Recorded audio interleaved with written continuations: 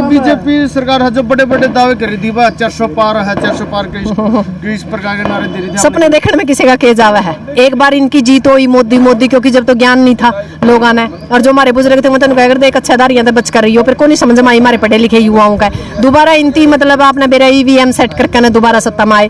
तीसरी बार भी इनकी मतलब डीएम भी आपने पता है कि अमित शाह ने धमकाया 30-35। तो सोचने की बात यह है, उसके बाद भी सारा हिसार में तो आपने नु बेरा सारा विपक्ष हो गया, जेजेपी बीजेपी चौधरी वीरेंद्र सिंह सारे ना मतलब विपक्ष का काम कराया, फिर भी यहाँ से इंडिया गठबंधन का जो उम्मीदवार है वो जीत्या।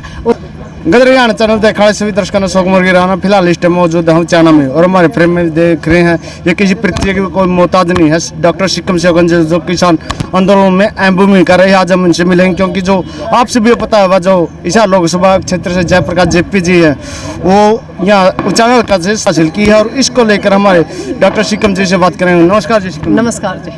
जो आज जयप्रकाश की लगभग 37,000 वोटों से जो चाणा से जीत हुई है जी, नहीं इसको मैं कहूँगी, पहले तो मैं हिसार की जो जनता उसका धन्यवाद करना चाहूँगी कि उन्होंने रोजगार पे, शिक्षा पे, सुरक्षा के ऊपर वोट दिया। क्योंकि जो ये तो आपने पता है मैस पे, मंगलसूत्र पे, पलाथी मार के बैठ गए इन पे, और मंदिर के ऊपर आंदोलन लड़े थे, तो इलेक्शन लड़े थे।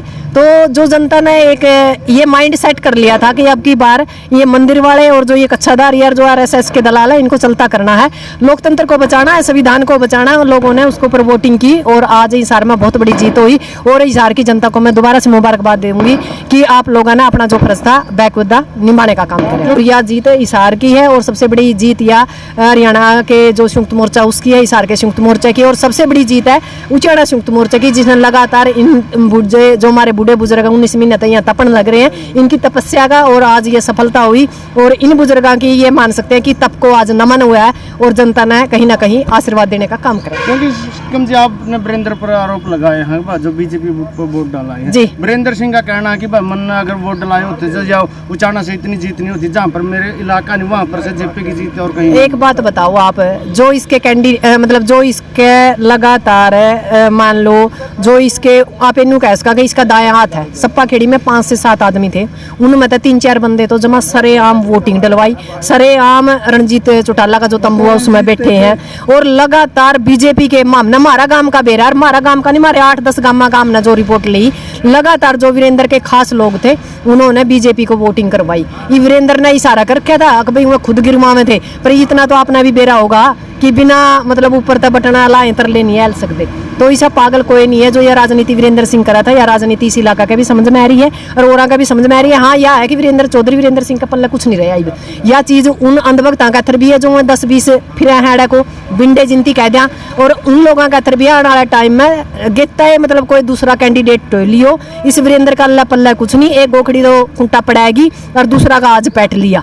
मान ले जो सानू कह करता नहीं, मेरा तो नेड में सरिया है, ना तो सरियर ना गाडर, और 2 गोखड़ी थी मारे दोनों बिना दूध मूत की थी, दोनों आज विदा हो ली। इवन नया हम कैंडिडेट यहाँ से बढ़ावांगे विधानसभा में, और यह सबसे बड़ी बात यह कि यह बड़ी लड़ाई थी और इस नाम जीतने में सफल रहे। सरकार किसकी बनेगी ना बनेगी वह अलग बात है, पर जो सी बनेगी उस तक यह बात जरूर बताना चाहूँगा कि किसान मजदूर यदि महिला के साथ और जो रोजगार बेरोजगार बच्चे हैं उनके साथ यदि आपने अन्याय करने का काम कराया, जो खुंटे इनके ठोके फिर तारा भी ठोक देंगे। क्योंकि कुछ महीनों बाद विधानसभा चुनाव है, उसमें आपने क्या लगा? नहीं उसमें तो जी एक अलग खेल होगा, यह तो एक बड़ी लड़ाई थी मोदी के खिलाफ थी। इसमें तो हमने बहुत से समीकरण देखने पड़े थे, बहुत से कैंडिडेट देखने पड़े थे, बहुत सी बातें ऐड थी जरा जमीर नहीं माना था, और भी हमने खड़े होना पड़ा था। विधानसभा तो एक छोटा मामला ऐड है तो चक देंगे काम ही तो सरपंची वर्ग है, खेलने कुछ नहीं है। विधानसभा तो हम सरपंची माना, और जुगर गोभी इनकी खोदी है नहीं जी, तो हम सुतरी गोभी खोदांगे, उस गोभी का तो हमने खेत तैयार कर रखे, बस बोर रखिए फलाना बाकी है। बात यह है कि अनाउंस हो चुका है कि वो कह कर मिला रहा, मेरा तो अनाउंस होना बाकी है, जीत तो हो रही है, विधानसभा की अनाउंस होना बाकी हो, फिर विधानसभा में अनाउंस करांगे।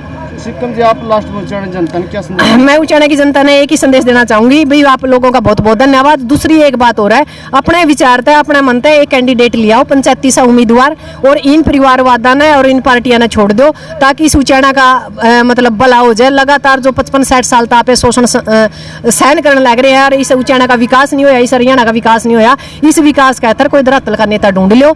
और जिस तरह आज आपने उचाना से एक माइंड सेट करके ना वोटिंग करी, इसी तरह विधानसभा में भी माइंड सेट करके ना मतलब यार नहीं पार ला दो, ताकि इस हरियाणा ना बचा पावा, इस भारत ना बचा पावा, और बाबा साहब अम्बेडकर के संविधान ना बचा पावा। बाबा जी आपने डॉक्टर सिक्कम जी के विचार सुने और आपकी भी क्या राय सभ्य कुमार के जरिए अपनी प्रतिक्रिया जरूर दे। तब तक के लिए वंदे मातरम, जय हिंद, जय जवान, जय किसान।